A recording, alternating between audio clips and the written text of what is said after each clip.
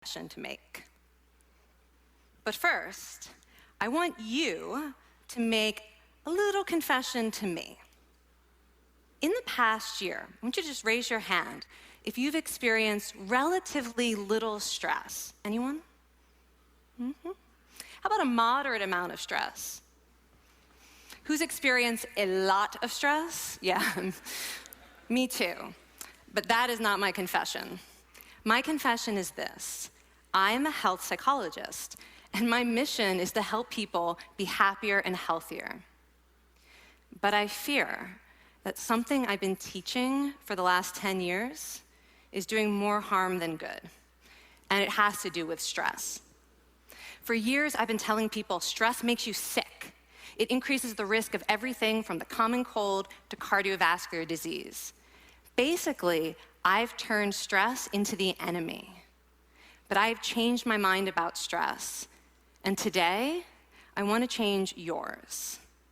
Let me start with the study that made me rethink my whole approach to stress. This study tracked 30,000 adults in the United States for 8 years, and they started by asking people, how much stress have you experienced in the last year? They also asked, do you believe that stress is harmful for your health? And then they used public death records to find out who died. Okay. Some bad news first. People who experienced a lot of stress in the previous year had a 43% increased risk of dying. But that was only true for the people who also believed that stress is harmful for your health. People who experienced a lot of stress but did not view stress as harmful were no more likely to die. In fact, they had the lowest risk of dying of anyone in the study, including people who had relatively little stress. Now, the researchers estimated that over the 8 years they were tracking deaths, 182,000 Americans died prematurely, not from stress, but from the belief that stress is bad for you. That is over 20,000 deaths a year. Now, if that estimate is correct, that would make believing stress is bad for you the 15th largest cause of death in the United States last year, killing more people than skin cancer, HIV, AIDS, and homicide. You can see why this study freaked me out. Here I've been spending so much energy telling people stress is bad for your health. So this study got me wondering, can changing how you think about stress make you healthier? And here the science says yes. When you change your mind about stress, you can change your body's response to stress. Now, to explain how this works, I want you all to pretend that you are participants in a study designed to stress you out. It's called the social stress test. You come into the laboratory, and you're told you have to give a 5-minute impromptu speech on your personal weaknesses to a panel of expert evaluators sitting right in front of you. And to make sure you feel the pressure, there are bright lights and a camera in your face, kind of like this. And the evaluators have been trained to give you discouraging nonverbal feedback, like this.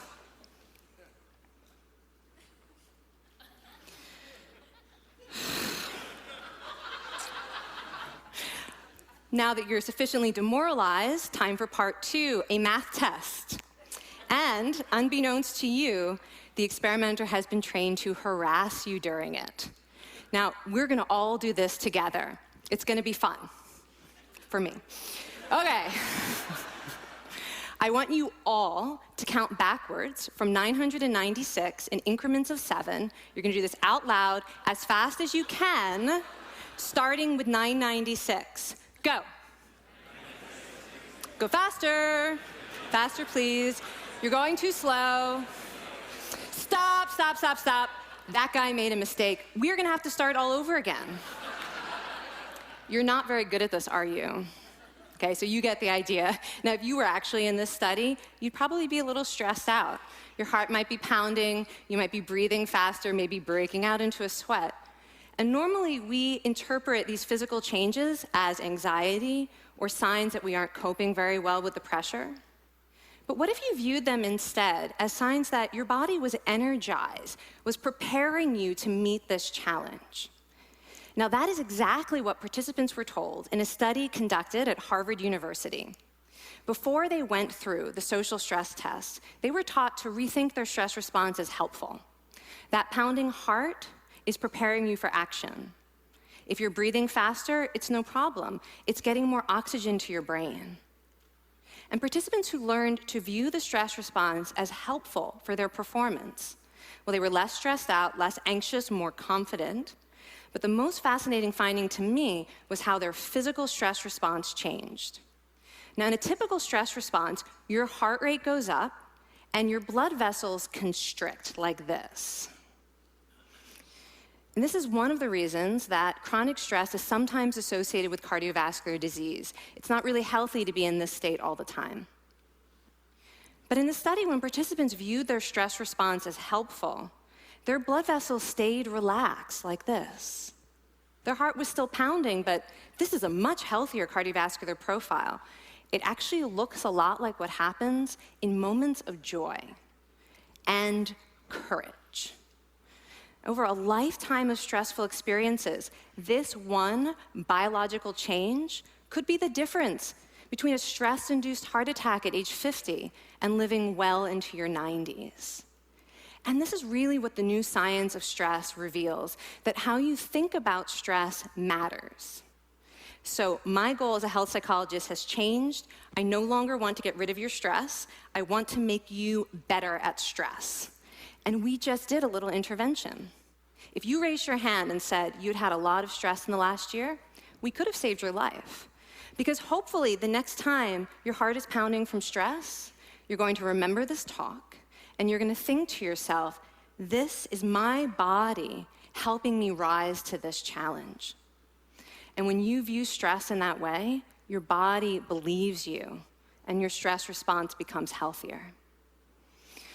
Now, I said I have over a decade of demonizing stress to redeem myself from. So we are going to do one more intervention. I want to tell you about one of the most underappreciated aspects of the stress response. And the idea is this: stress makes you social. To understand this side of stress, we need to talk about a hormone, oxytocin. And I know oxytocin has already gotten as much hype as a hormone can get. It even has its own cute nickname, the cuddle hormone, because it's released when you hug someone. But this is a very small part of what oxytocin is involved in. Oxytocin is a neurohormone. It fine-tunes your brain's social instincts.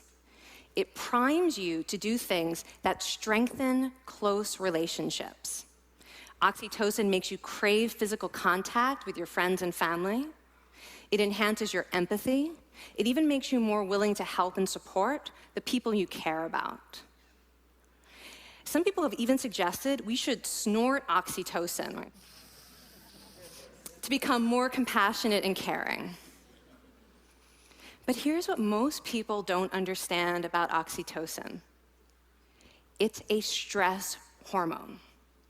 Your pituitary gland pumps this stuff out as part of the stress response. It's as much a part of your stress response as the adrenaline that makes your heart pound.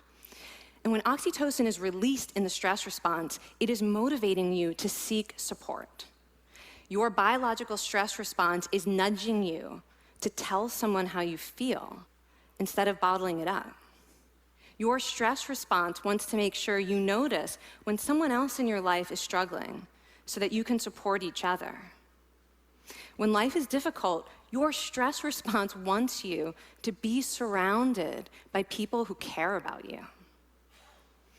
Okay, so how is knowing this side of stress going to make you healthier? Well, oxytocin doesn't only act on your brain, it also acts on your body. And one of its main roles in your body is to protect your cardiovascular system from the effects of stress.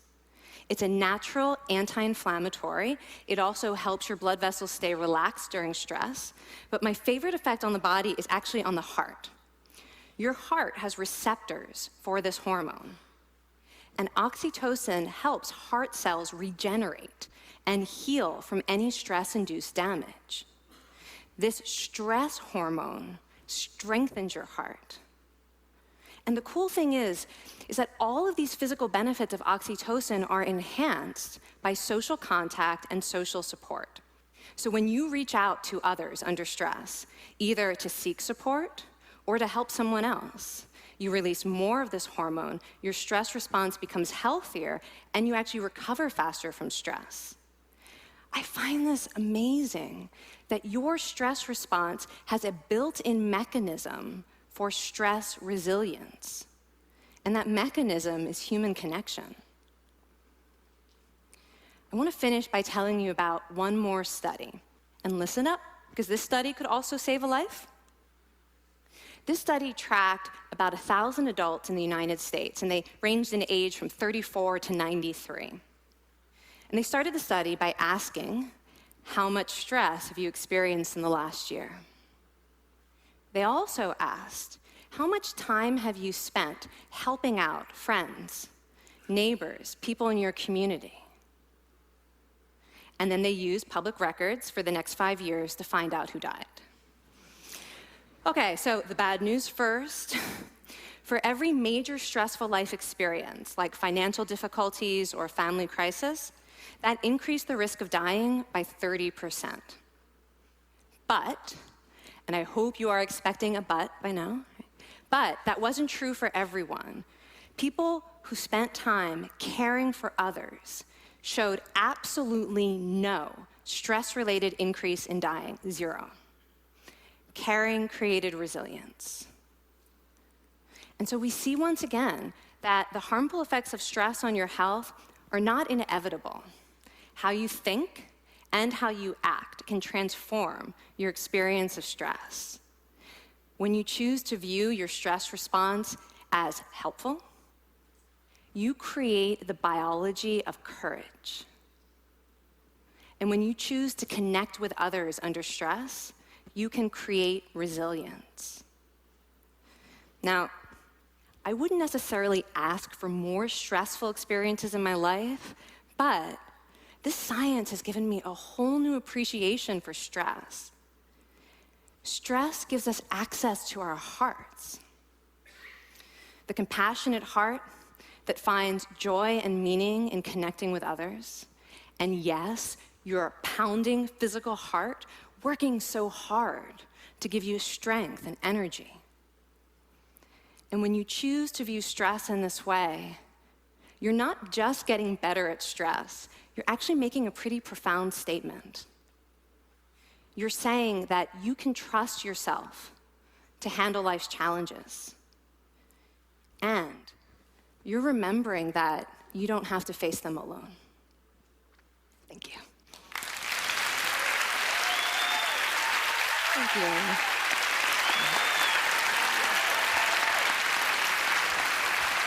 I mean, this is kind of amazing what you're telling us. It seems amazing to me that a belief about stress can make so much difference to someone's life expectancy. How would that extend to advice? Like if someone's making a lifestyle choice between, say, a stressful job and a non-stressful job, does it matter that which way they go, that it's equally wise to go for the stressful job so long as you believe that you can handle it in some sense? Yeah, and one thing we know for certain is that chasing meaning is better for your health than trying to avoid discomfort.